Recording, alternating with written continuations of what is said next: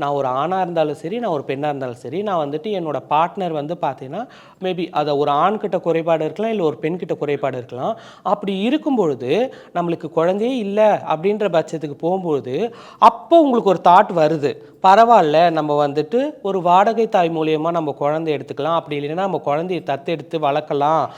அப்பவும் நம்மளோட marriage life நல்லா இருக்கும்னு யோசிக்கிற சமுதாயம், திருநங்கைகளுக்கு குழந்தை இல்லைன்னு தெரிஞ்சு, குழந்தையை வந்துட்டு எங்களால் பெற முடியாதுன்னு தெரிஞ்சு லவ் பண்ணுற நீங்கள், ஏன் நீங்கள் அந்த தாட் வச்சு பரவாயில்ல நம்மளுக்கு குழந்தை இல்லைன்னா என்ன, நம்மளுடைய இது அணுக்களை வச்சு நம்ம வந்துட்டு ஒரு வாடகை தாய் மூலயமா ஒரு குழந்தைய எடுத்துக்கலாம், அப்படி இல்லைன்னா ஒரு குழந்தையை தத்தெடுத்து கூட நம்ம வளர்க்கலாம், வளர்ந்து நம்ம சந்தோஷமாக இருக்கலான்ற ஒரு தாட் ஏன் வந்துட்டு இந்த சமுதாயத்துக்கு வரமாட்டேங்குது?